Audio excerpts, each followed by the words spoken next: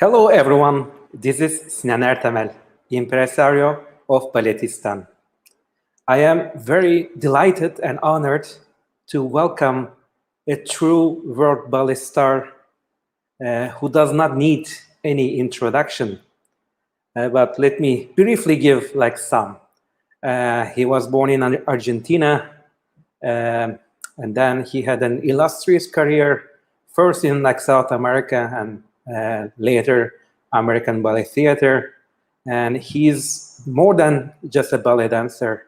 He also incorporated different dance styles into his repertoire, in particular tango. And he did so much into dance world. He has been all the major stages, ballet stages in the world. So we are truly honored to welcome Julio Bocca. Hello there. Hi. So let's start with the first question, which is the beginnings of Julio Bocca. As far as I read from your biography, you were born into a working class family in Buenos Aires. And can you tell us about your childhood and how you started dancing? Oh, yes, of course. Actually, I born in Munro. That's outside the outside the capital in Buenos Aires. In a family, the art was always around. My grandfather, he came from Italy, so he loved art. So he put all the art into my mother, the only child they have with my grandmother. And so in that time, of course, it was no TV, anything like this. So my mother was ballet teacher, piano teacher, painting, violin, many different kind of other art. And so my grandfather built a small studio behind the house that we live. And my mother started teaching there ballet. So when I was very young, let's say 4 years old, I was going into the studio, watch my mother teaching, see the other student do ballet. I was going there, hanging in the bar, going out, dress up, listen to music, move it, until I was 7 years old. And I said to my mother, I would love to be a ballet dancer. So when I say that to my mother went like, oh, yes, of course. So she put me into the National Ballet School. And so I started doing ballet in the National Ballet School. And then there, it was one of the teachers. He was a principal dancer in the Teatro Colón of Buenos Aires. So he told my mother why I was going to the ballet school in the Teatro Colón. Teatro Colón is one of the best theaters around the world and the big theater in Argentina, Buenos Aires. So I went there the next year and I went into the school. So my childhood was leaving my house 6:30 in the morning, take the train, the bus for an hour and a half, get into the capital, and then I start at the National Ballet School, and then the regular school, and in the evening, the Teatro Colón Ballet School. So 6:30 in the morning going to Buenos Aires, the capital, and around 9-10 p.m. going back to home. So my childhood was, traveling and doing what I really love, ballet. So I started there, and little by little, we get into one point that I was 14 years old, and we have this chance to go to Venezuela, Caracas, to the company Teresa Carreño, for 1 month only. first to help the company there, so they can have more dancers for the performance. So after that, they offered me a contract for a whole year. So between 14 and 15, I was in Venezuela. I started working with my first contract. So suddenly, this childhood, this child suddenly came adult. I have to pay rent, I have to cook, I have to shopping, I have to work, I have to pay bills. All that when I was 15 years old. Can we stop right there? Yeah. At your time in National School of Dance, you had a lot of teachers. Can you describe your training in the school? And another question is, as a child prodigy in dancing, when was the time that dancing kind of clicked with you? So you decided that it's going to be your professional life. Do you remember that moment? Well, the moment, I think it was from the beginning. I mean, how I said before, in the family, my father not recognized me when I born. So my father was my grandfather. I live with my brother, my mother, and my grandmother. And so the art form was there, and we have a big community in the house, like for the art. Even my grandmother, my grandmother, the mother of my grandmother, she was from Milan. She was one of the assistants of one of the big opera singer in La Scala. So when I was going to the Cologne, and that time I was 8, and with the Spartacus, my grandmother started tell me about the story about this. So everything I was doing, I have my family to tell me about this story. So suddenly, inside of me, something that I was enjoyed. I was feel free. I was happy. I mean, I started dancing before I started almost walking or reading. That was the moment that I was feeling secure, even when I was a child. But that security and that freedom and that listen to the music and start moving and something happen inside make me decide to say, Mom, I want to be a dancer. Like really serious, really an old man with a lot of experience that I was, of course, not have when I was 7 years old. So I don't know, something happened in me. Something that I still feel. I mean, something ballet for me is special. And so when I said to my mother, of course, my mother was so happy, the whole family, and I was having a big support from my family. That's something very important. That's something I always tell not only the students, also the fathers of the student.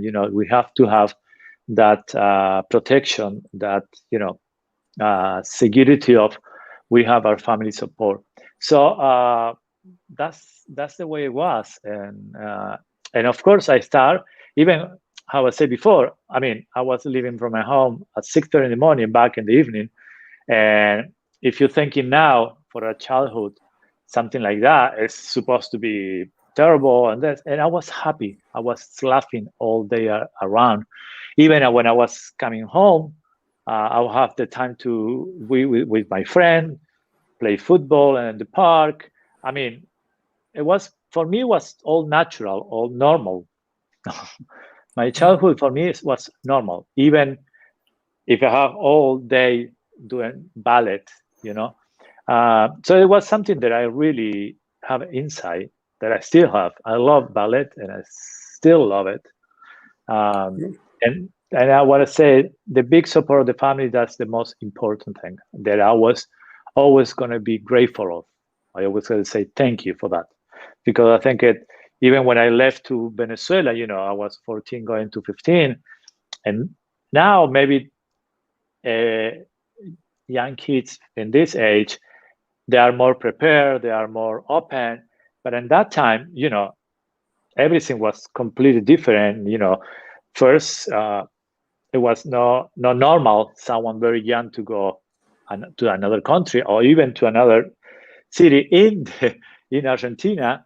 And then the communication was really difficult. I remember have to call the operator and say, I need to call this, and just there they connect me. And, now you just grab one of these and that's it, you see. Right. So it was completely different. But I know my family was there. Not in Venezuela, but there was in Buenos Aires, and something that I was needed, I can call them, and they will support and my decisions, because everything what I done, it was my decision. Even if it's wrong or good, it was my decision, and my family was there to support. Going back to National School of Dance, for our audience who doesn't know much Yeah. about Argentinian ballet training, was it more Vagonova style or Valencian style, or a mix of it? I think for one it's kind of a little terrible because we don't have one school. I was in the school. We have one teacher teach us a French style, the other Italian, Cecchetti, the other one was Russia. So it was a mix of things. It was not a particular school. So if you're thinking for a child, it's very difficult. Suddenly 1 year, the arm is there, and the second time the arm is there. Just details. But in a way, when you're growing up, you're already prepared to change style very quickly. And I think that's one of the things in the school in South America is very important. So I was not having one style. I did plenty of style. I have good teachers. We have good teachers. I mean, the company in the Teatro Colón is almost 95 years old. Together with the Uruguayan company, they are 85, 90 years old. So they are the two oldest ballet companies in the whole America. From Canada down, that's the old ones. So we have a tradition, of ballet. We have a chance, to the Teatro Colón, there came a lot of dancers, a lot of companies. Balanchine came to create a piece. Nijinsky was there. Ballet Russe, a lot of dancers from Ballet Russe stayed there. So we see and we share all the experience with all the major companies that came. So we have a big tradition. Of course, we know like Paris Opera, they have 350 years old, or the Bolshoi, but we have a tradition. But we don't have one style. We don't have, So we don't have one style in the school. Depends on the teacher that will teach. And of course, we look for what we need, what we want. I was very lucky to have good teachers. My first teacher, in the school was Maria Luisa Lemos. She was from Argentina, but she was a dancer in the Teatro Colón. And then when I went to also Fontan, also when I went to Venezuela, I have two major teachers. One was Russia, from Bagana School, Nina Juljebak. And the other one was from Puerto Rico, Jose Pares. And it was incredible, the two of us, because Nina was giving us pure technique, clean, perfect, all the details. And Jose Pares was giving all the dancing, the movement, the lyrics, Living in the moment. It was, yes, and it was perfect, these two teachers having one class today with one and one the other one. So you are not also all the time, so strict. You have also the freedom. And So that was my beginning with these teachers. If you allow me, I would like to start with your career in South America. I think Moscow, like ballet competition, will be like a big break. So let's cover before the Moscow ballet competition. Do you remember your first title role? Like how many years old were you then? Well, I started very young. So when I went to Venezuela, I was doing roles of solo called the ballet. And after that, it was the choreographer, Enrique Martinez, who did Coppelia there when Fernando Bujones and Yoko Morishita was guesting. So I also have the chance to be the styling of that of him in this ballet, and I was the soloist of the mazurka.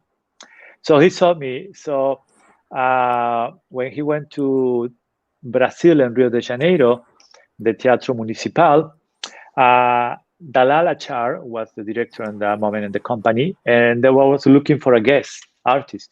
So he said my name on it, and she said yes.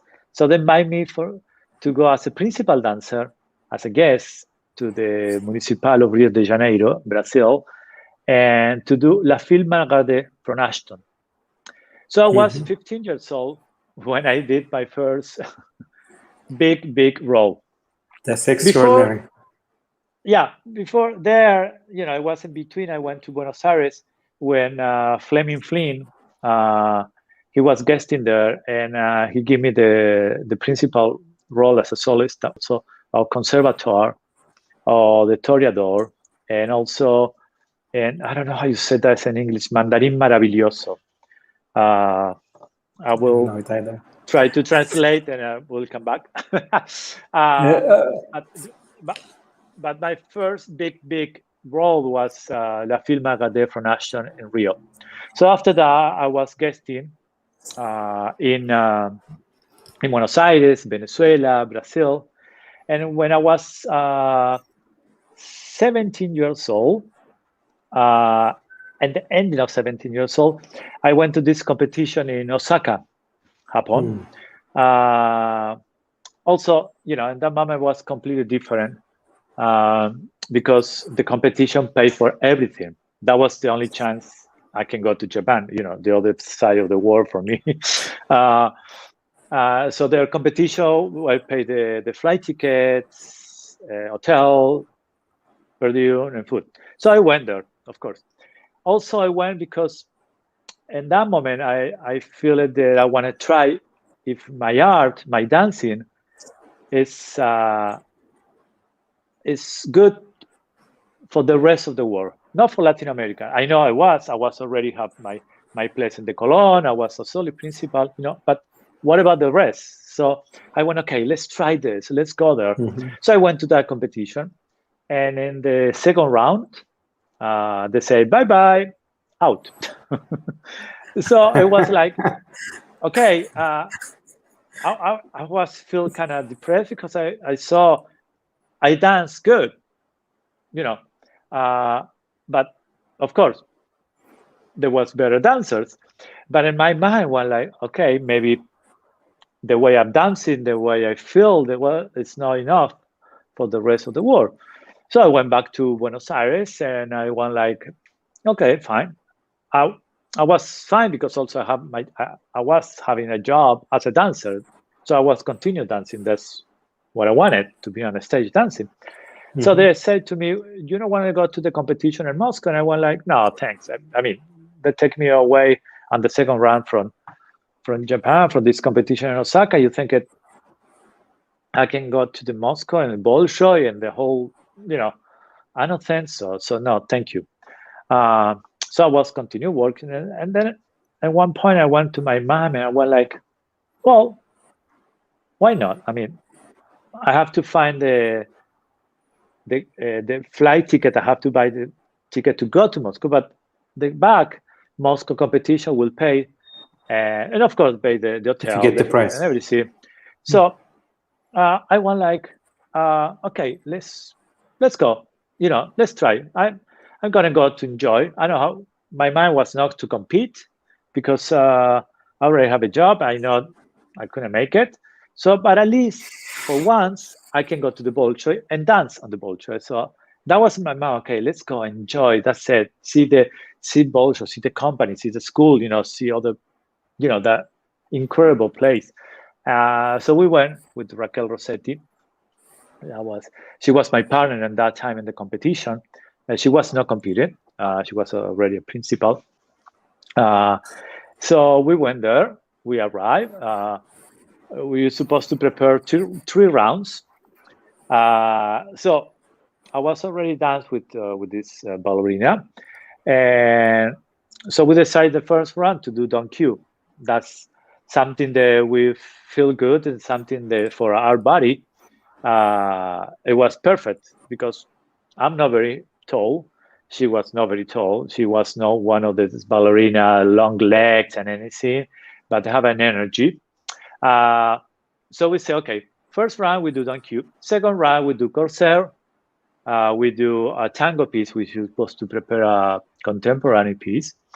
And in the last round that we're never gonna get, Nutcracker, something wild, something different. So we almost never rehearsed Nutcracker because we never saw. So we asked this incredible teacher, Gloria Casta. She was from Czechoslovakia. Also, she was a member of the company many years before she was becoming a teacher. So she will prepare us for the competition. So we went there, we arrived. We start our first round. So you can see, I don't know if this is the gala or the first round of the competition there in Moscow.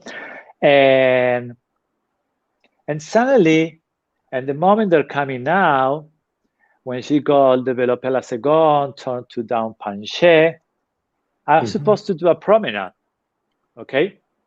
And we did a promenade. Oh, this is the gala. There she was in one leg, and I was in one leg also. So the audience started laughing. So we went like, wow, the whole ball show laughing. So I was so nervous, really nervous. So in the moment that we separate like this, now is the moment that we walk each other. So when I arrived to her to give the hand for the Beatitude promenade, she says something really terrible, a very bad word, in Spanish, of course, with a beautiful smile like she has, really like that, say something, and it was something like she went like this to me. And I said, wow. And I started laughing, and I went like, I came here to enjoy. I was not here to compete. So let's forget anything and enjoy whatever. So we did that. And the ending of the paddle day was a big operation. We did a variation, and the coda was a big scandal. It was something completely different of the people laughing. So after that, we find out we passed to the second round with the Corsair, the tango. And then in a moment, we find out that we passed to the third round. So on the third round, we have to do Nutcracker that we almost not rehearsed, plus the tape that we have. It was not a tape. It was one of those tapes around, that you used before. And it was, the sound was completely terrible. So they asked us, you prefer the use your tape for your tempo or the orchestra? So we look at each other and we were like, orchestra, because come on, the Bolshoi, the orchestra Bolshoi, Tchaikovsky, what a better place to listen and to do it. So we asked for the orchestra, so we have this rehearse. Also, I remember in that rehearse, that we have only one rehearse, that we have, but I always show to the student this because it can happen to everybody. Like I always say, I went to Osaka competition, and 7 months later, only 7 months, I win the gold medal. So in 7 months you can change. And in the gala also I fell. I prepared. We don't have the video for them. And now, I was like giving all the energy I want like a very Argentinian. I want like I'm gonna kill everybody. This I win, like. And then, how you can see, we don't have that linoleum, a special floor, everything they have now. Mhm. So it was wood. So it was slippery. So I went to take the step for the soda bath, and my foot went up. So I with my behind, and then get up right away and continue.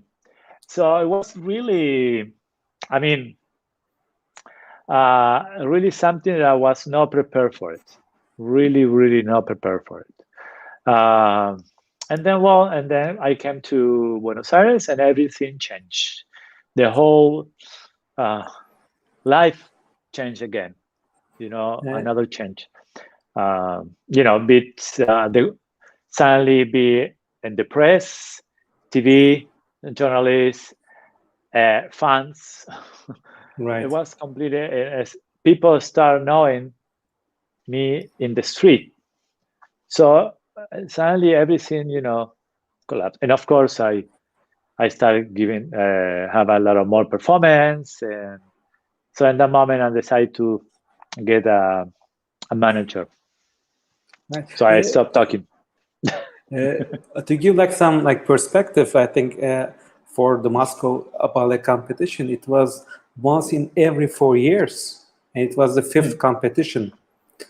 And Yes. there is another person, I think, attending to your competition in the audience, which is also important for ballet history, Mikhail Baryshnikov. As far as I Uh, remember, he won the first Moscow competition in 1969. hmm. So I think it was at that point like you met him in person. Is that so? No, no, no, no. I mean, he Oh, was not there oh, because he he couldn't wasn't get. there. Oh, No, no, sorry, no. He my could. He mistake. couldn't get into Russia. Don't forget, he escaped Russia, so he couldn't get into Russia. But the jury members, it was from Ulanova, Grigorovich, Alicia Alonso, Maya. I mean, it was a big name. So it was kind of like maybe 12 or 15 jury members. It was really um, incredible. But after that competition, um, someone, uh, a friend of my manager, who also have a friend um, in United States, who was one of the sponsors of American Ballet Theater, Howard Gilman, who took care of Misha when he left. Uh, they give it the VHS from the competition. So what you're looking now as part of the VHS, they give it to Misha. Mhm. So that show him, and he said, I would like to meet him in person. So they call us, and I was in Buenos Aires. Um, so before I get to this, and the ending of my 1985, I started doing so many performances. So one of my last performance, I landed very badly, and I have my menisc. So that was my first time that I have a problem in my knee. Mhm. So I went holidays. The doctor said, go holidays, rest a little bit, maybe it's nothing.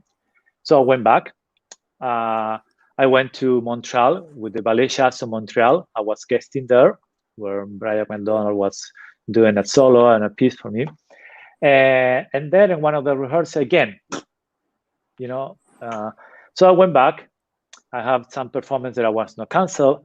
I was having a tour in Russia. I was performing at the Bolshoi, the Maritsky, and Novosibirsk, and Vilnius. So uh, after that, I went back to Buenos Aires, did my last show, and went to do this studio for my knee. It was no an MRI in that moment. So the studio was they inject something you need, a liquid, so swollen, so they can look inside. So in that moment, the needle was not clean, was dirty. So I have an infection in my articulation. So the doctor have to clean up something. Operation can be half an hour. It was for 4 hours. So after that, the recovery was supposed to be 2 weeks. It was like 2 months. So in that moment, when I was kind of depressed and I was like worried about what I'm gonna do, is my career ending? I going to have the chance to dance or not? I received this call, from the United States, from Misha. He want to see me, and of course I have to make a little lie. I want like, I'm in this moment I can be 1 more month because I'm doing a lot to performance, so I cannot go. Of course, I have to lie because if I say I was in the recovery of my knee surgery, who want to hire someone 19 years old just with a first knee surgery? So he said, fine, it's good. So that was for me was something put me, with a learner sheet. So I called my teacher, Gloria Casa, who prepared me for the competition. So I started doing private class in the morning and the afternoon, and fly to New York. I fly to New York, I arrive in New York, open the door of the airport and find Howard Gilman, the secretary, who speaks Spanish, in a limousine, take me to one of his apartments, take a shower, and go to the ABT studio, 90 Broadway. So we went in, opened the door of the studios. It was Misha. Hi to everybody, and they present me. I was like, hi. So he said, okay, let's go change and let's do a class. So I changed. I went to the studio number 2. I still remember all this. I was a pianist from Philippines, Gladys, who speaks Spanish. Jorgen Snyder, who was the teacher, the private teacher of Misha and also of the company. Misha and myself. That's it. That was the only people in the studio. So we started doing class. So imagine 14 hours flight in front of Marishnikov, no 100% recovery from my surgery, and in the bar, Misha and me doing plie, tendu, dégagé, the whole bar like this, face to face. And, I was sweating, nervous, tight. So we passed to the center. And the center, I started getting like, tired of the flight, the whole thing, the tension and everything. So I think he looked to me and said, he understands. So I said, go change and see you in the office. So I changed. I was gonna, let's say, this is terrible. I was not really positive in that moment. I never gonna get anything and blah, blah, blah. And so he said, do you want to work in the company? And I went, of course. I mean, it's one of my dreams to work in American Ballet Theater, one of the best companies in the world. Oh God, yes, Corps de Ballet. And then I got solace and I worked for the principal. So he said, okay, come tomorrow and we sign a contract as a principal dancer of the company. Wow. And I went like, what? All this in Spanish, of course, and we translate, And and yes, I would like to hire like as a principal dancer. So I enjoyed the company when I was 19 years old as a principal dancer of American Ballet Theater. I think I was one of the first one as a principal hire. So, coming from South America with all this, it was incredible. And that was another moment of my life that everything started to change. I mean, it was not only what it means to be an American Ballet Theater. For me, it's my home. It's home. Still my home. Also, the way of thinking or the way of working, that was a completely different. I come in from the Teatro Colón, where maybe we do 40 performances a year, and you have a 3 months or 2 months and a half prepare one ballet, and then maybe do 6 or 7 performances maximum. To go to there and work from 10 in the morning to 7 in the afternoon, and 1 week you have to learn like when I arrived there, and I think it was almost a month, I have to learn. The new production of Sleeping Beauty was Macmillan production. I have to learn, and I have to do the Prince, Bluebird, plus the Jewels, and then Timmy Variation, Donizetti Variation, Silvia Padre. This is from Balanchine. Then Giselle, and then Don Q, and then the next after we opened in Orange County, Nutcracker of Baryshnikov. I mean, my head was like, I was always very happy because I learned so fast. So, and all that into you in plus do 8 performances a week. You know, ABT do 8 performances a week. So, and a 3 months tour in the United States in that moment, right? And that time, 3 months tour, 2 months in the Metropolitan Opera House, 8 performances a week, plus a month or a month and a half international tour. So it was completely different. And I was performing almost every night because in that moment we only been 5 principal dancers. It was Patrick Bissell, Kevin McKenzie, Ross Stratton, Clark Tippett, and myself, and Baryshnikov, of course. So you were dancing 3-4 times a week. So it was completely different. So for me, it was a whole new way to learn and to enjoy ballet. I wanted to be on the stage, so I was very happy with all that. So and then after that, I did my first performance in the Metropolitan Opera House. That was in a matinee show of Sleeping Beauty of Macmillan with Cheryl Yeager. I performed there, and in that period, I did one show of Giselle that I was not supposed to do because Misha was have a problem with the big toes and the foot. So I was coming from my class, and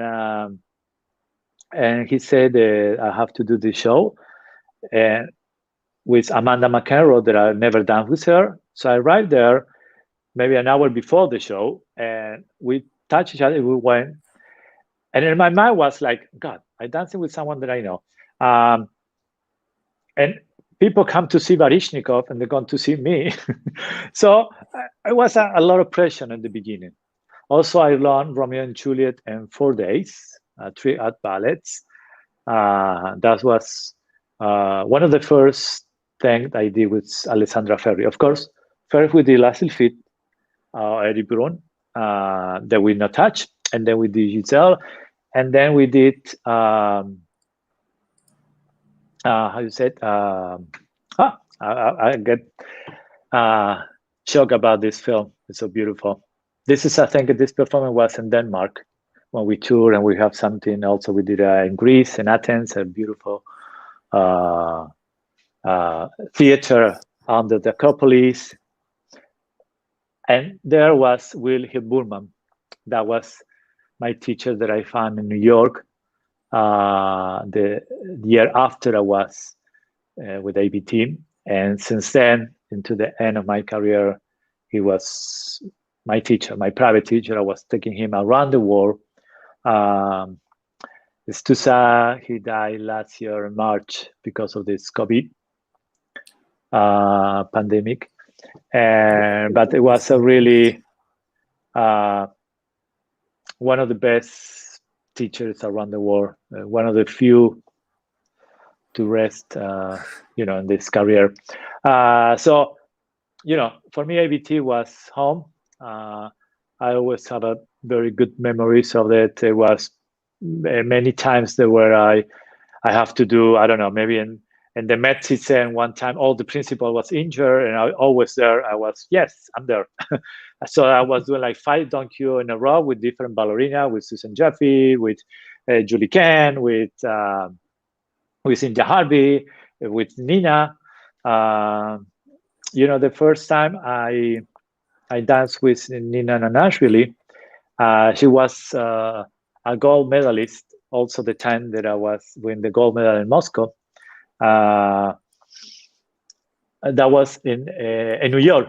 She was coming to guest after I was already 10 years there. She was coming to guest with ABT. There is my last performance outside in a big door, open street, in front of 300,000 people. 300,000. Yes. Wow.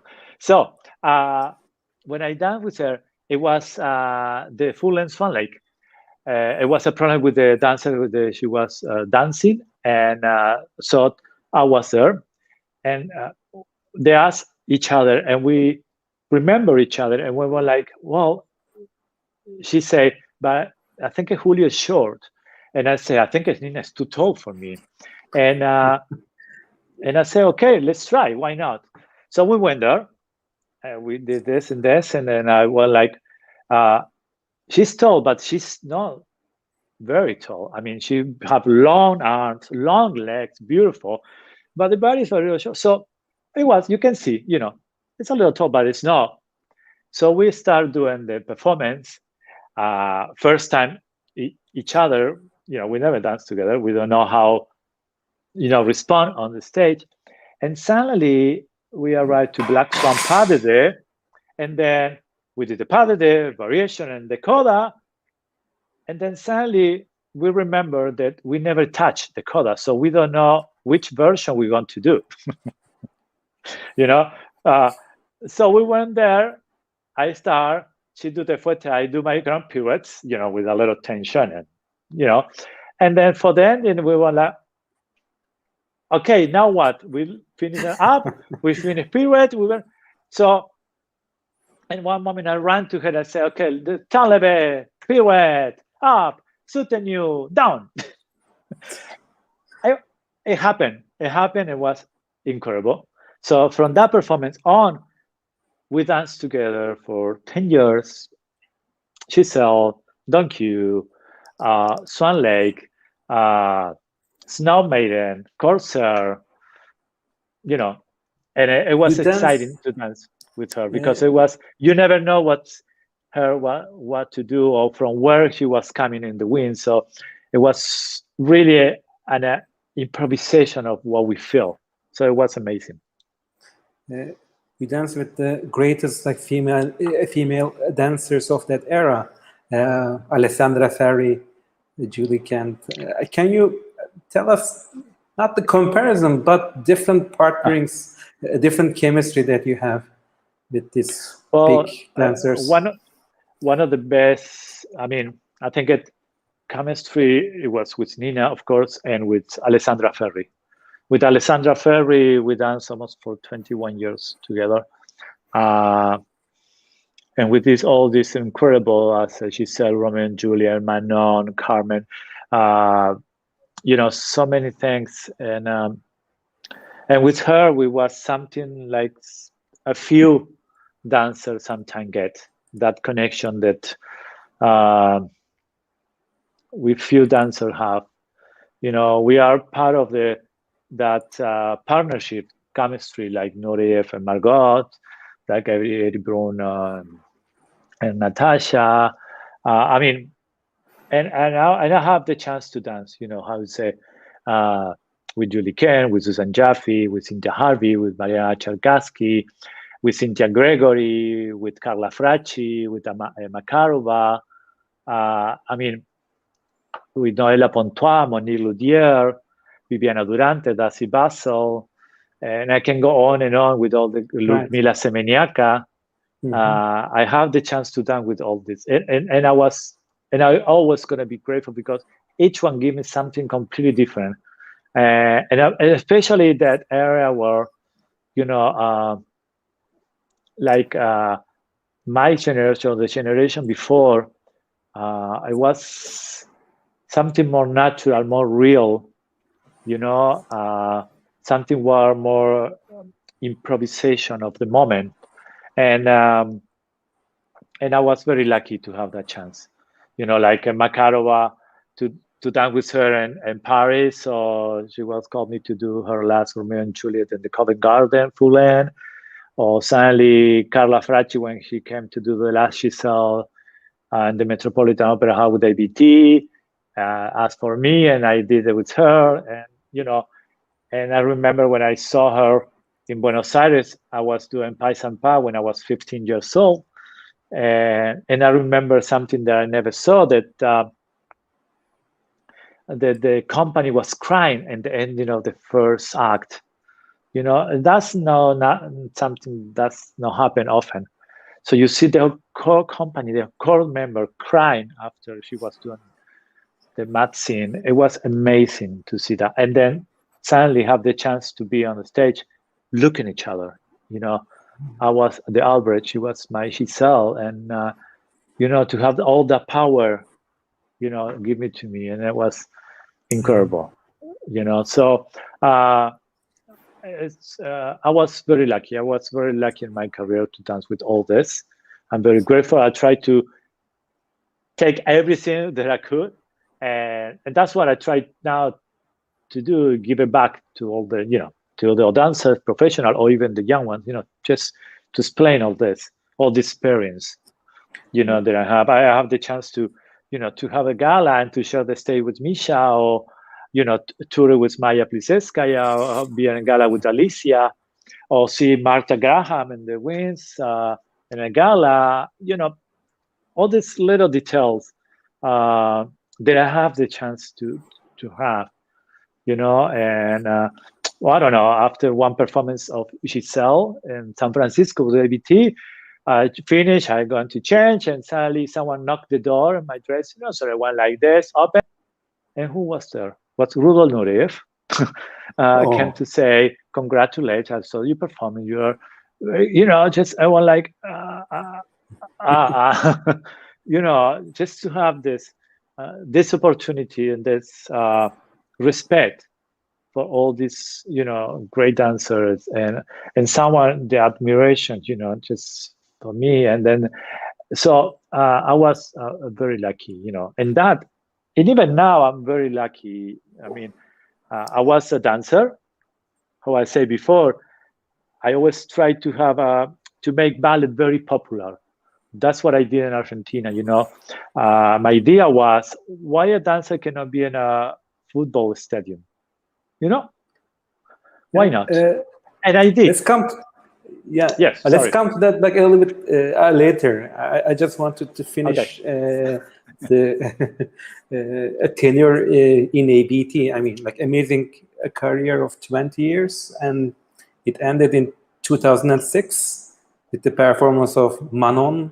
Again, it's one of your long partner, Alessandra Sari, and I think. Yes. Sorry, I have to say, yesterday it was 15 years of the last performance. It was 15 years of the last performance. Even I have a friend who gave me this picture where they have my feet taken, and that day, the 22nd of June in 2006, and then he was comparing, right? And 20 years before that was one of the best goal of Diego Maradona to England. That is very famous. It was in 1986, the 22 of June. So he compared, of God, how they call Maradona God, with my feet, feet God. Yesterday for 15 years of the last performance. So I'm sorry, I just have to say it. No. And go ahead with the question. I can see. I mean, you were greatly admired by the audience of ABT.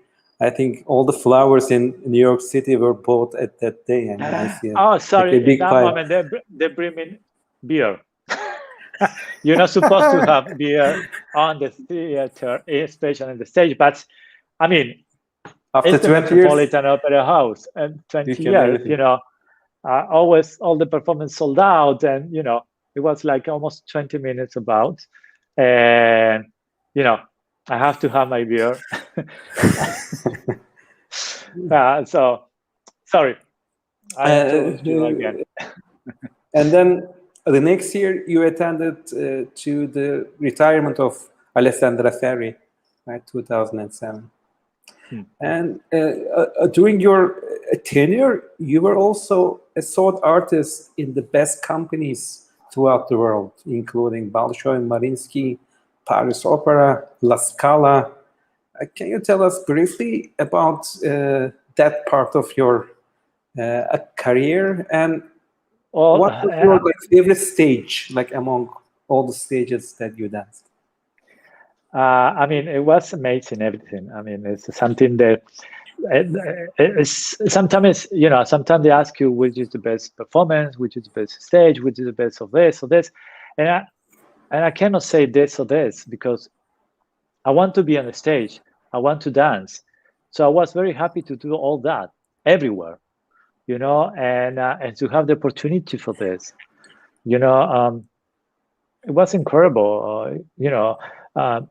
I remember also when I went to Denmark, after, of course, I danced the Paris Opera, the Garnier, and Teatro du Châtelet. I toured France and festivals. I danced in La Scala. I toured with La Scala and festivals. I went to the Royal Ballet to dance. My first time in England was with the English National Ballet when Peter Shaffer was directing. And I danced with the Bolshoi, and I danced with the Mariinsky, and I danced with the Mexican company, with the National Ballet of Cuba, with Teatro Santiago de Chile, and Norway, and Stockholm, and I can go on and on. And also, one time I love Bournonville style. I love it. I love to dance fast and quick. So I decided to go to Denmark and to be there for like 3 or 4 months to study, to work in the style. I was already, famous, but I was needed to that. I needed to see in the real school and the real company, the arms, what the idea of Bournonville was. So I was there, and of course I was performing. And I have such a good relation. And that moment was Frank Anderson, the director of the company. So even I was in Europe, maybe I have a weekend off, and I was traveling there to visit them. And then suddenly they have a performance, friend say, "You want to perform here?" Yes, why not? So I was doing a performance, Also, one of the things I try is to have that good connection with the dancers, with the companies. And the experience was incredible because we still have that connection with them. And so I have to say again, I was very lucky. I worked very hard with discipline, we work and everything, but also I was very happy to be in that moment, in that period. A very good friend, and I admire Jose Carreño. I admire Manuel Legris. He was who won the gold medal in the competition in Osaka when I compete. Of course, there came, yes. And of course, I watched this couple. I don't know them at that time. I watched this couple, so pure, so perfect. And there, of course, they were prepared. The teacher of them was Rudolf Nureyev.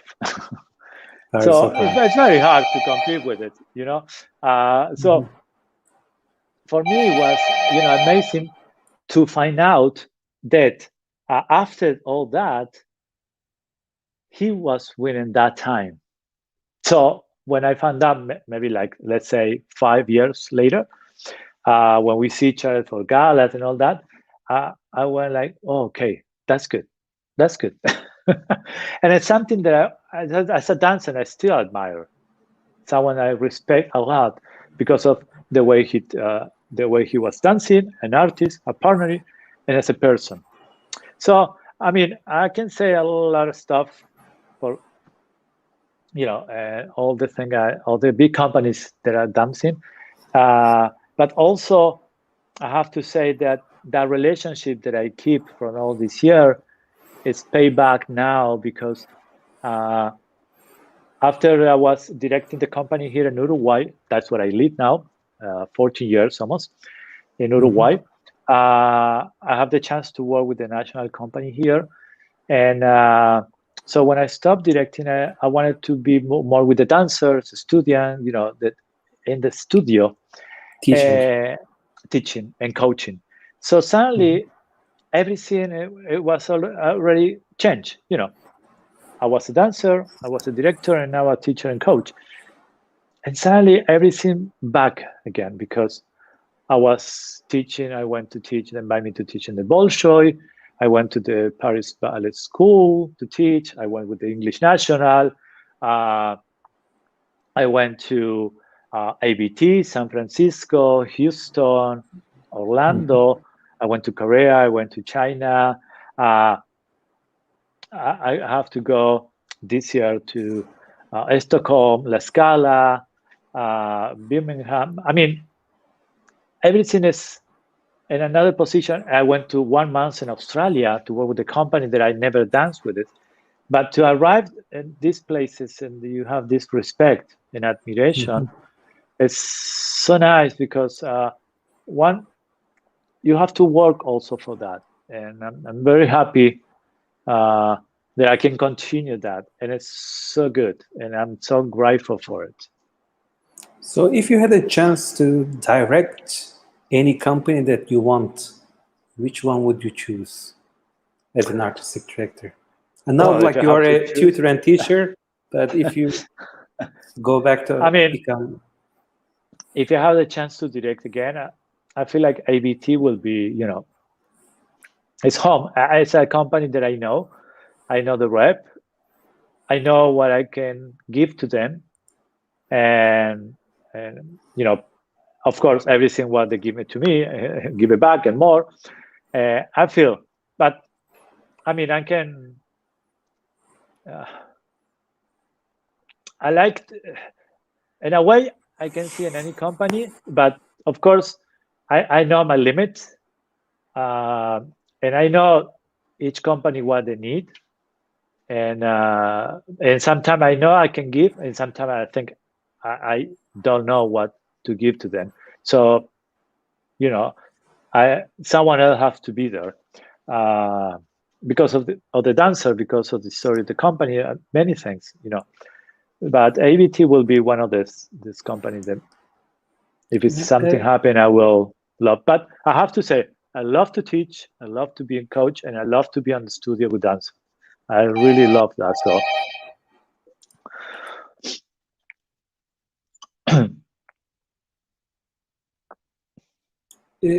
you mentioned like the big stages, especially like football stadiums. So Yes. I wanted to hear about the secret. I mean, as a dancer, what do you think that made you like different than like the rest of the artists? The greatest impact to the dance world? Well, I think it was my energy, my truth, my real, my soul. Everything was there. I was no line. I was no play this character. I was the character, the role. And also because I love to be on the stage. So I think and I was on the stage not because of the audience. If I was because I enjoyed. When I was dancing with Alex, I was like, we are in this world. What was this story? Was Romeo and Juliet? Okay, she's Juliet. I'm Romeo, and we are, in Verona. We are there.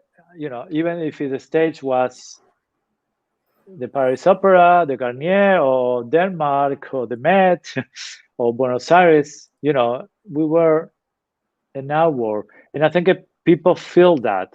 And I think that's the difference. Also, my dancing was very fast. I was dancing really quick. And after that, I really, in Buenos Aires, I really want for them to understand that you don't have to dress up. You don't have to understand ballet. You don't have to understand technique. You have to enjoy this. This is an art, a form of art. And I think that this is so important that people understand. And also for them to understand this is a decision of life. This is not a hobby. This is not something, okay, I will dance and I have my job. No, this is my job. I live with it and I can live with it. So I think that when people they start respect this way, they will see it differently. So I work a lot in Argentina. I work very hard on this. And so how I say, before I wanted to be ballet in a football stadium, and I did. I danced at Boca Juniors and River Plate stadium, full, people going there and watch ballet. And also, I was doing my season in Buenos Aires every time for like 10 years in a place called Luna Park. It's a stadium where 10,000 people in. It's a box stadium. And of course, we cut half because we had to build the stage and everything. But it was a whole month where 5,000 people was there watching every night and watching ballet, for classical, for contemporary, for tango, for anything. And I want to show the people that I'm a person, a normal person who decide to dance.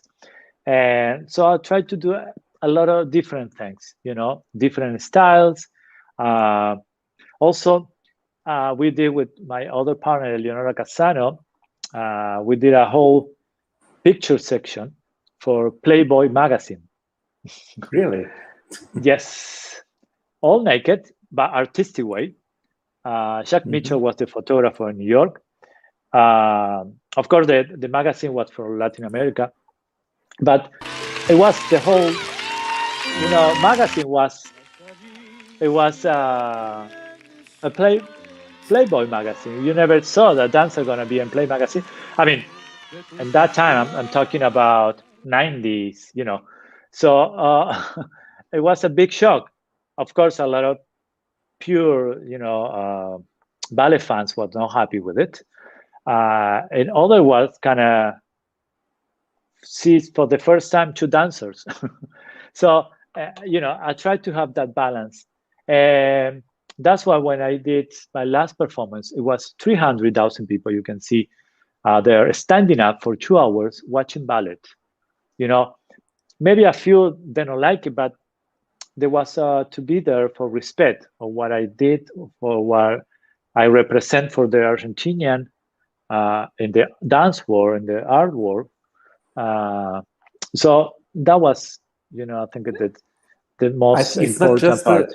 it's not That's just Leonora. Argentina. I believe that should be the world record for any ballet performance ever, Oh even yeah, of outside course. of Argentina. Yeah, well, we always it was a moment that Fernando Bujones, big dancer. Well, he always said we have to do. He always said to me, we have to do a gala like the three tenors, with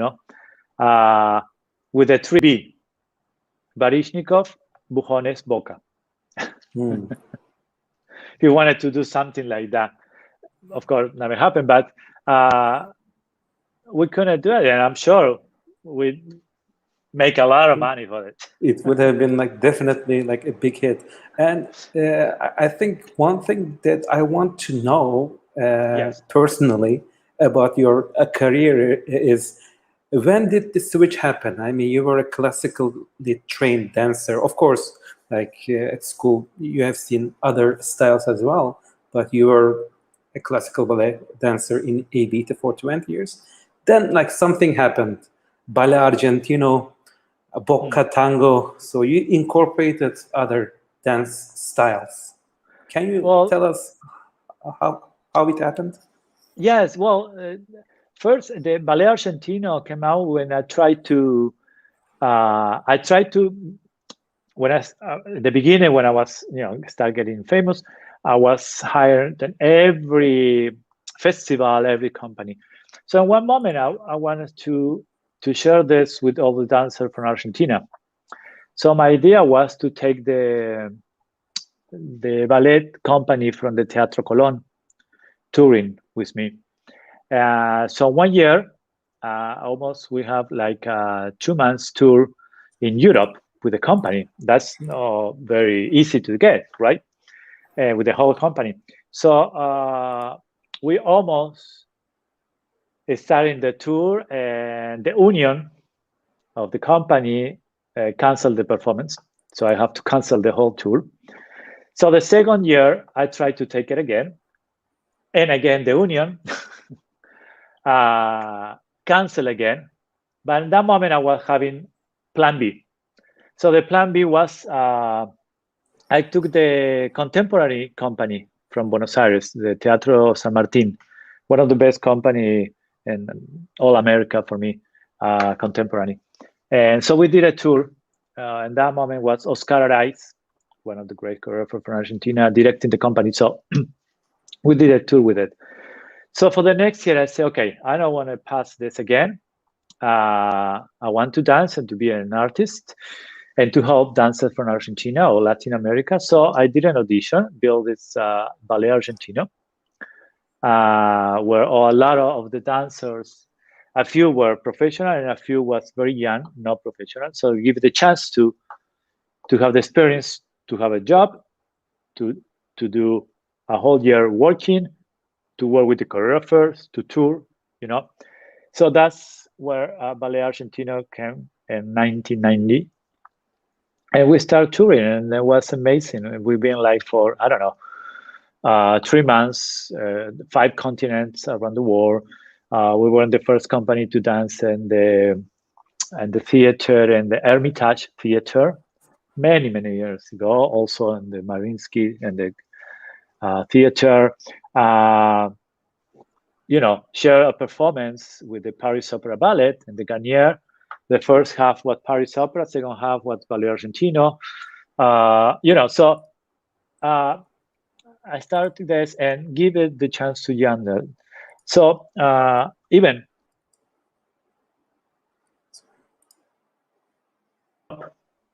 also, like Herman Cornejo, he's a principal dancer with ABT. Him when he was 14 years old into my company, and I also took him to the competition in Moscow where he won the gold medal, and then to ABT. So, and another dancer is a solist in ABT, one is in Hamburg. I mean, I have a few in different places. So also the idea was to create pieces for the company and for me to start sharing and start learning other styles. In my time, it was classical or contemporary. It was really very strong, separate. Now, every major company, the dancer have to be prepared to do classical or contemporary 100% very good. But they're preparing for it. And before was not like that. All the energy was for classical because I loved classical. So I started getting, when I went to ABT, to start, working with different style. Trilatar created a piece. Kilian was coming to do something. So it was changing and learning for me. So that's why I started getting another style. And of course, tango have to be part of me. I always was. When we went to competition, to listen to Piazzolla, for me was something happened in my veins. It was like the music of Piazzolla was the blood, in my veins. So I wanted to do a show. I wanted to do something special. So that was in a big breakdown in Argentina economic. In 2001, we created this piece because a lot of performance was canceled, a lot of theater was closed. So we have to create something different and very cheap in the creation. So we did this Bocca Tango show. And suddenly came out a big success, came out something incredible. And we toured around the world with this.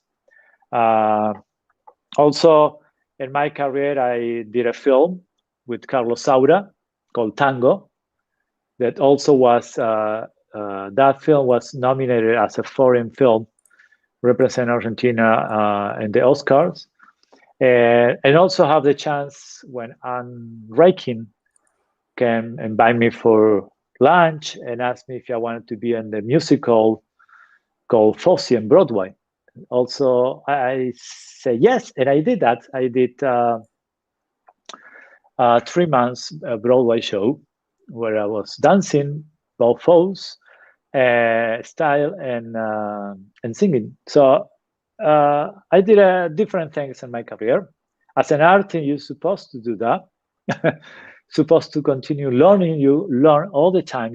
I'm still continue learning. I continue learning how to teach, how style, how the ballet, the class is changing each day. How do you connect with the student now is different from when I was connecting with my teacher. So for me, that experience that you show now, the Saura film, it was amazing because one of the first I have the meeting with Carlos Saura, I said, I don't want to talk. I said, I can dance. I want to talk because I was very shy. Now I talk a lot, but I speak a lot. Now before, I was very shy. If you do an interview for me when I was in the 90s, you ask a question, I say yes, no, maybe. That was my answers. So when Carlo asked me, I say only dance. So the time of the filming, he said, okay, you will be the director of the company, so you have to, whatever you want to say it. You know, it's a rehearsal, you have to stop, you have to do. And I was like, Carlos, I told you I know. But you're there already. So I said, okay, fine. So I did. And so it was fun. I mean, it was amazing working with him.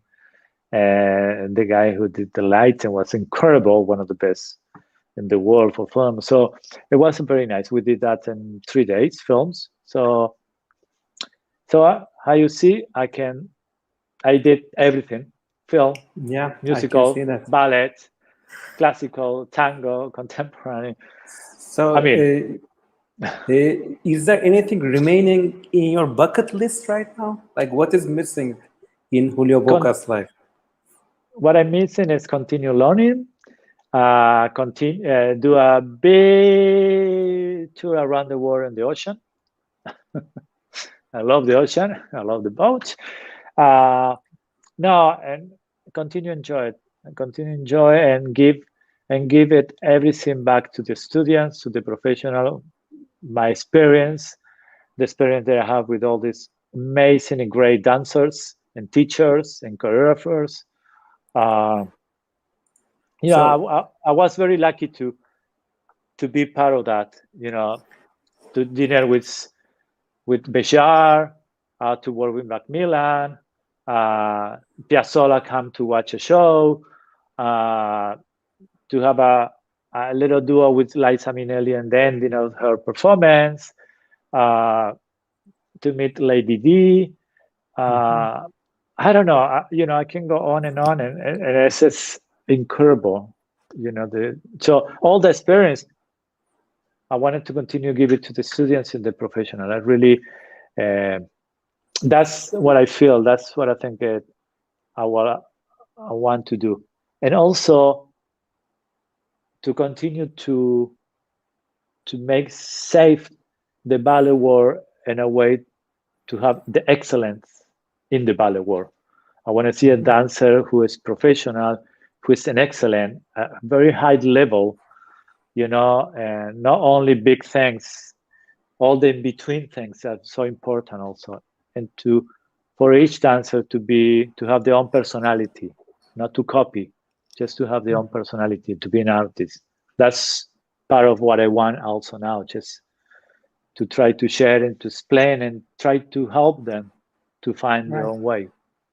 When I witness your career, in particular, like today's interview, I see that you are carrying a great legacy to the future generations. You mentioned the jury from Moscow competition, Ulanova, and you met other big stars of the 20th century, work with them, Baryshnikov and like many others. And now it's time to pass the torch to the younger generation. So I think it's a good time to come to your current company where you are a teacher and you used to be an artistic director for many years, Ballet Nacional Sodre. Can you explain the transition, from a dancer and then creator of Ballet Argentino to become an artistic director of a more classical company, and your time in Montevideo right now? Well, when I stopped, my career in 2007, I needed to be in a place everything was very quiet, and I have my time to myself, because how I say I make ballet so popular that I couldn't walk on the street in Argentina. I mean, everybody know me, so it was an autograph, a photo, or like a rock star, So it was. I mean, I love it. I respect my fans and the people and the respect they have for me, but you want to have your own privacy and your own space. So I came to Uruguay. Uh, the people know me, but they have a different kind of approach. People recognize the from very far away, say hi. Very quiet. Here the president, any com- uh, uh, country around the world can come and walk on the street, and nobody will do anything. Just it's another normal person. It's not different from everybody else, and it's amazing that. So I came to Uruguay as a holiday first, and then at that moment I met the love of my life, and that after that I moved here. So for a year and a half was no one to do anything with ballet. I just need to be with myself, just to find out what I want to do, what it's to be, a whole year in a home, a whole year in one place. Uh, so after that, after the year, I start getting like, I feel like I need to do something. I feel like I need to give back all my experience. So a little by little, start getting this connection. They invite me to do master classes in Prague, and then they invite me to be a jury member of the Moscow competition. And so after that, suddenly I start. I went, okay, I will take class again. So I went to the company here to take class with the company, and I started to see the company. There was not on a good level. I went to the performance and it was only 5 people in the audience, uh, maybe 20 performances a year. And I went, maybe I can help here. And then suddenly they offer me to be the director of the company. So uh, I have the meeting with the Minister of the Culture Education here and the president of the institution, Sodre. And I said, look, it's fine, but I'm coming from a man as an America. I like to program 3-4 years in advance. This month of time, work for days. It's just audition every year. Think that there was not happening here. Here, the dancer go into the company, stay for life. And even if you don't dance good, they have your salary for the rest of your life. So, and it was, suddenly I said, I want to do it, but like this. If I don't want it to be in my chair and I couldn't do anything. No, thank you. I don't want to have a salary without do work.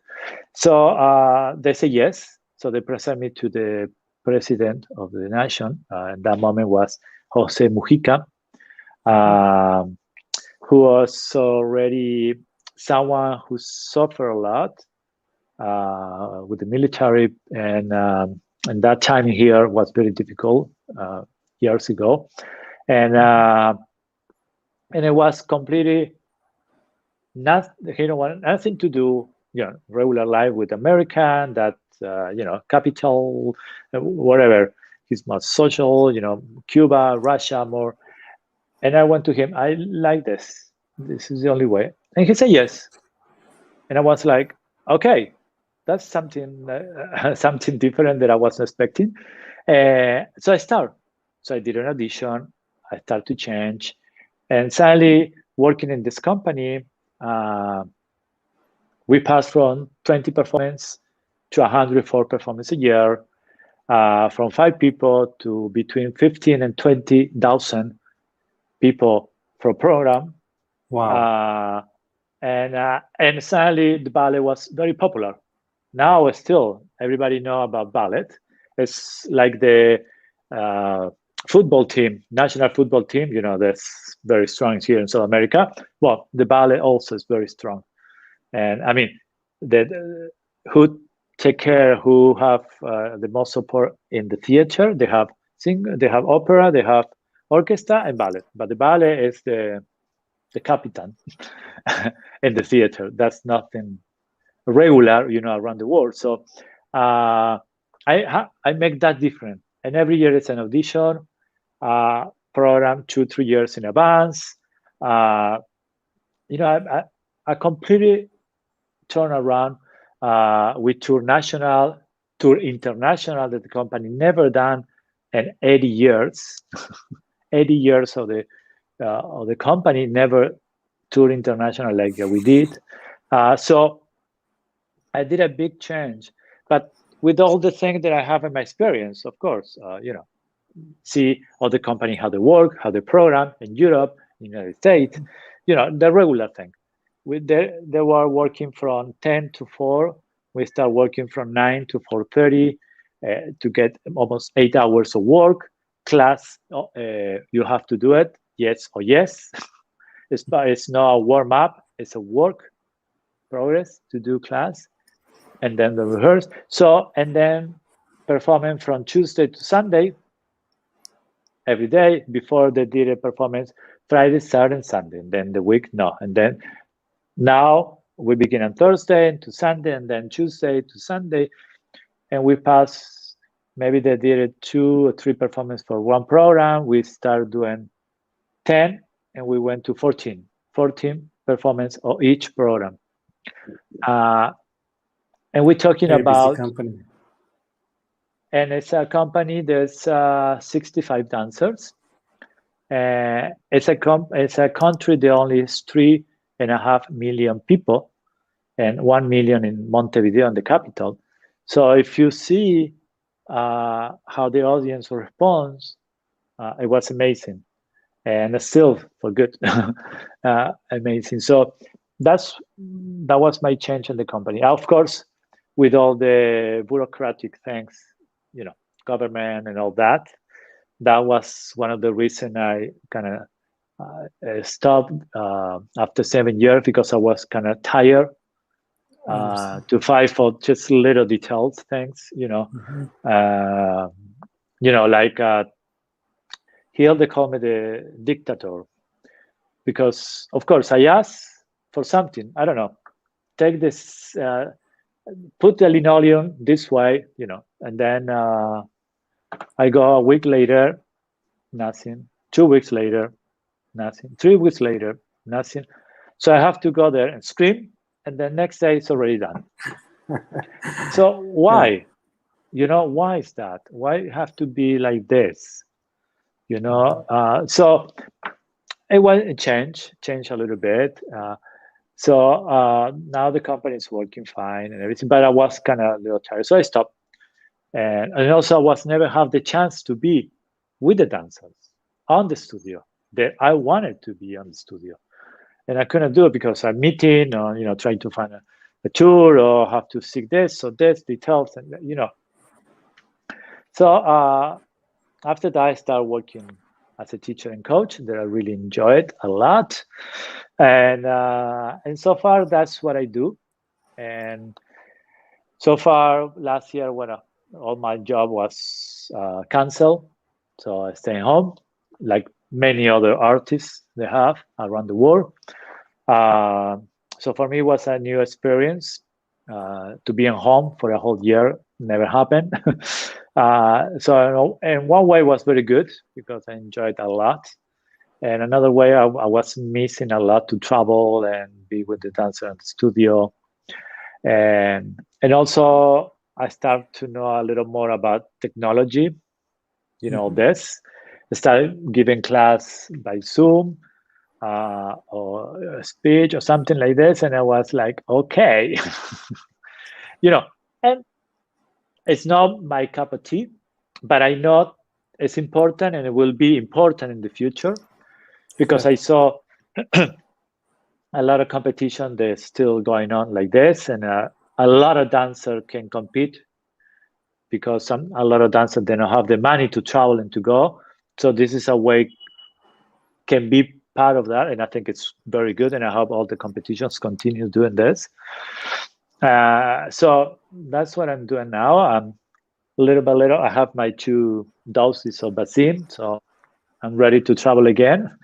I think I'm going now in July to Barcelona. This is a whole month of no performance, if you know, as a summer program they're doing there.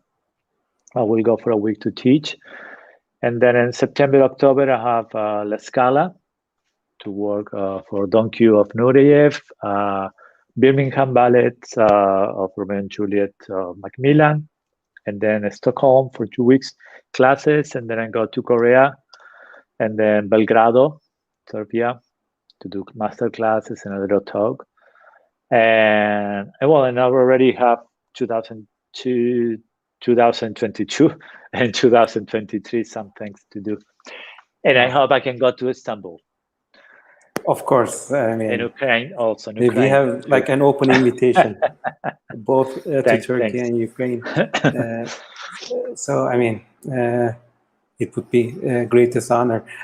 I just wanted to come back to teaching, because we also had a chance to interview one of your principal dancers, and like as you pointed out, the company has changed like completely. I mean, in terms of like teaching, like what is your philosophy? I mean, as far as I have read, I mean, the dancers are respecting you and they're trying to keep up with everything that you do. So how do you like motivate the dancers, especially during this pandemic? How I motivate? Well, try to be smiling and energy, and try to tell them that it's a good way and a good time to find yourself, and especially for the student, if you really want to be a dancer, and also to know your body, to know the muscles, tendon, everything, how it feels, how you do something.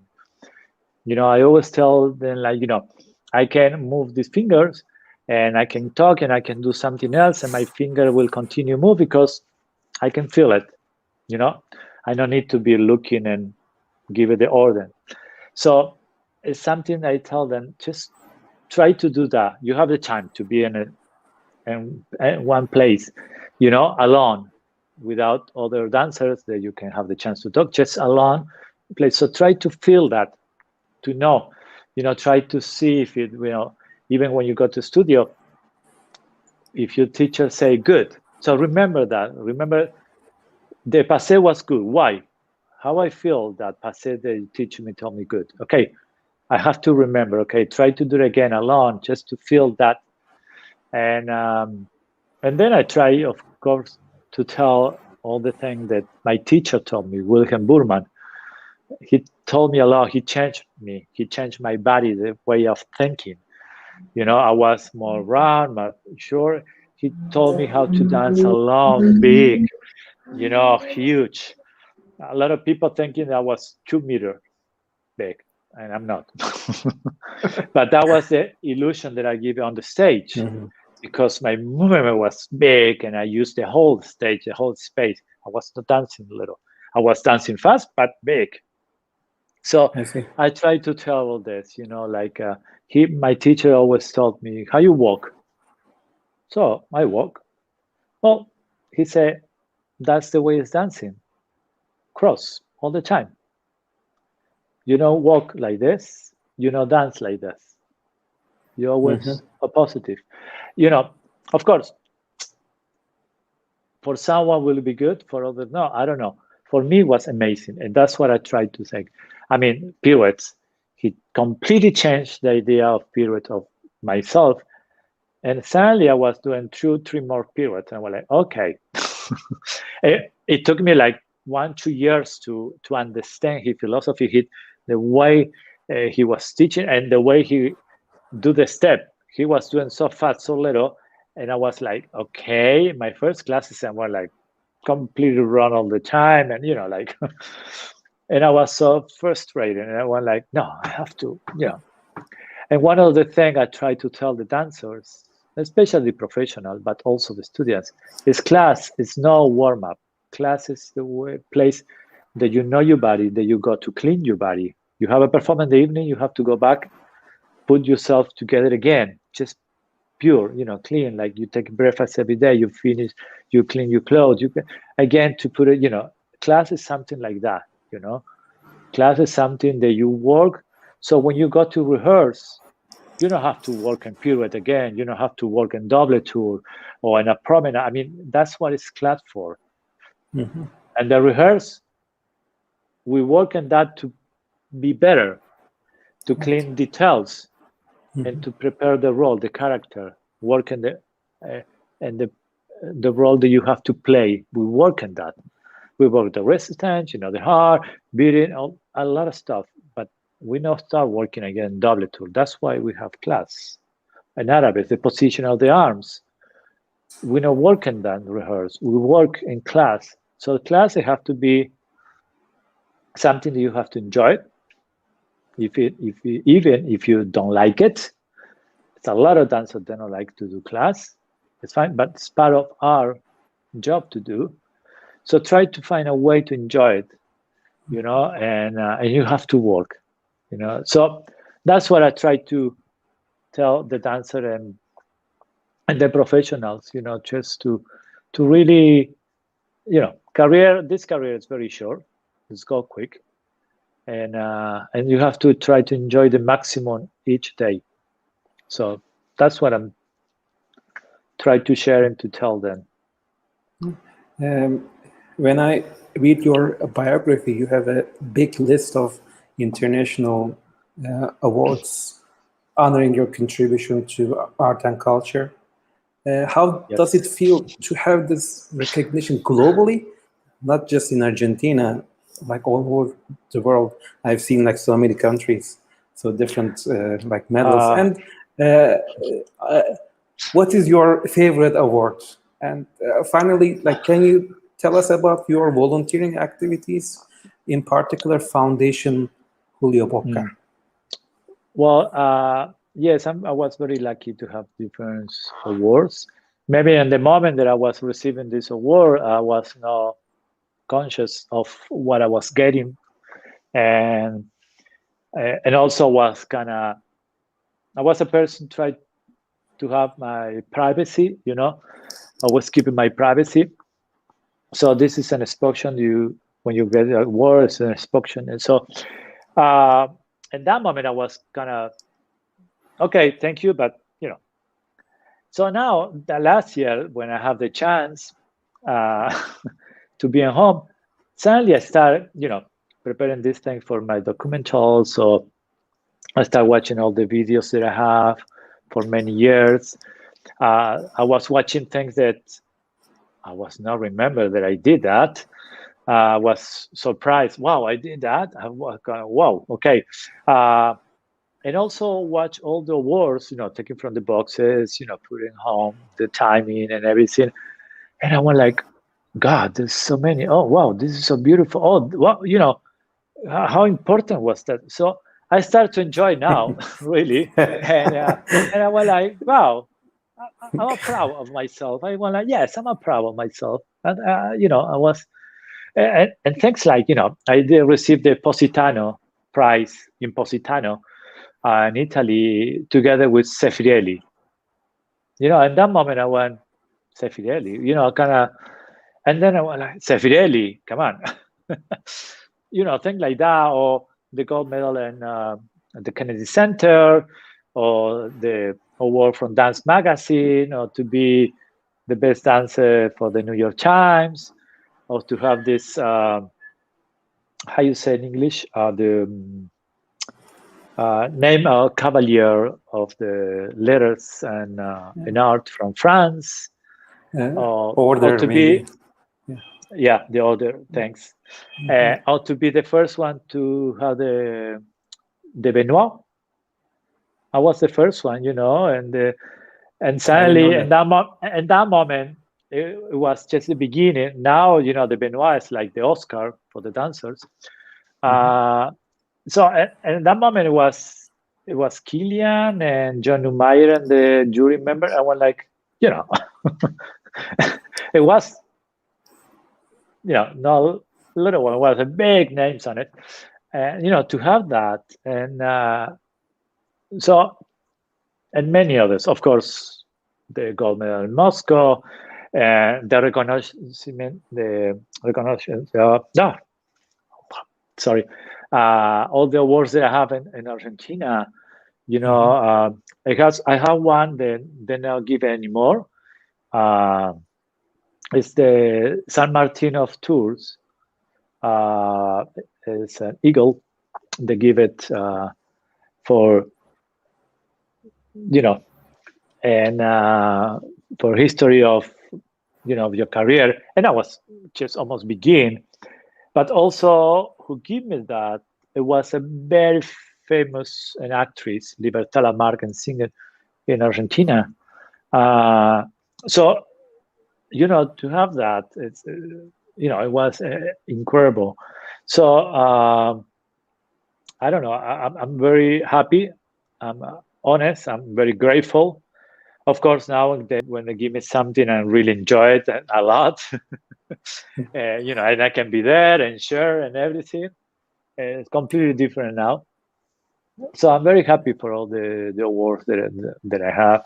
And yes, and I have a lot. I have from France, from Italy, Russia, Spain, the United States, Argentina, Cuba, Mexico, Peru, Chile. So I'm very happy with it. And the other question was that.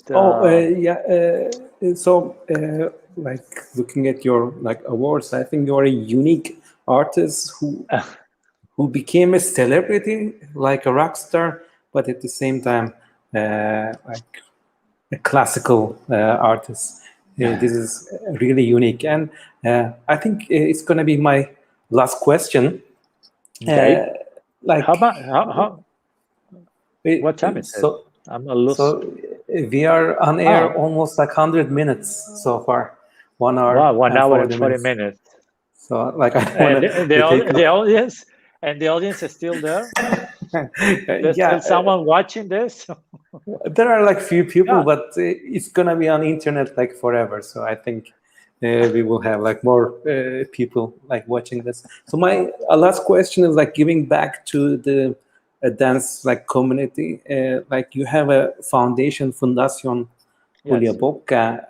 Can you tell us your activities, and can we finish with your final words to the younger aspiring dancers? Okay, I built this foundation after I built the Ballet Argentino. The idea to build the foundation was to build an art school where the student can learn art, singing, acting, music, and dance, but also to have the regular school, all in one building. We don't have that in South America, except for the Cuban National Ballet School. The rest, we don't have that, from 6 years old or 7 years to go to regular school, and then in the afternoon do ballet or do acting or music. We don't have. So the idea was to build that, and so they came up the foundation, and the idea was to help young ones to build their own dream. I was not lucky to have that. I have to run from one school to another. One teacher took me to that. Just it was no something, no hope for a young one. So my idea is to build something like that. Of course, they still try to build because government and everything, they're not thinking about culture should be so important as education. I hope one day they can be together like a normal thing, but the still culture is a hobby. It's not a real thing. So I hope someday the government will think that way. And I think that will change the whole idea, and the social thing. It will be much better and a better country and everything. So that's the foundation is for. Try to help students they don't have money to get to the school and to learn what they want to do, to content, to be there for them. So that's what we do. We have that foundation. We have a musical comedy school and also classical. We don't have regular school there because we don't have the authorization, but we have music, we have singing, acting, and dance. And so far, it's almost 23 years old, this foundation. We've been helped a lot, not only students, also teachers, give opportunity to teachers, choreographers. So I'm very proud, especially the people who work in the foundation now for many, many years. That really they're doing a very good job. I'm very proud and very happy for it. So that's the foundation. And to end all this, I would like to say for all the listeners and the students and dancers, please continue working hard, continue give your love, because if you do this, it's because you love it. It's nothing, no one said to you, go and take ballet. Nothing happened that way. So really put your heart, your soul on this. Be true to yourself. And always try to get the excellence, very high. Look for the best of the best of the best. That's the way you have to feel and look, and have your own personality. It's great to look, watch, but don't copy. Do the same step in your own way, and don't forget the little details between this big step. There are so many beautiful and very important small steps to do. So that's it. Thank you for everything. Continue working for the dancers and ballet world, and I will continue working for the best of the ballet, for people to respect ballet, to respect dance. I will continue for that, and to also share to everybody so that everybody can enjoy it. So thank you so much for this. I hope you enjoyed this long conversation, and I hope for you, please. I hope you have a big success with this interview. If not, sorry, I do my best. And I hope to see you in Istanbul and we can someday teaching class or have a coffee or beer or whatever, just for a beautiful day. Thank you so much for being with us and sharing your wisdom and love for ballet. You were shining on stage and you are still a beacon for ballet on stage, off the stage, behind the stage. And it was a great honor to meet you and know of you. I really hope that we would have a chance to meet in person someday in Istanbul or Ukraine or like other parts of the world. So today we had Julio Bocca, world ballet star, great artist, beautiful person, in and out. Thank you so much. Big kiss good and evening. big hug for everybody. Good evening. Thank you. Goodbye. Bye.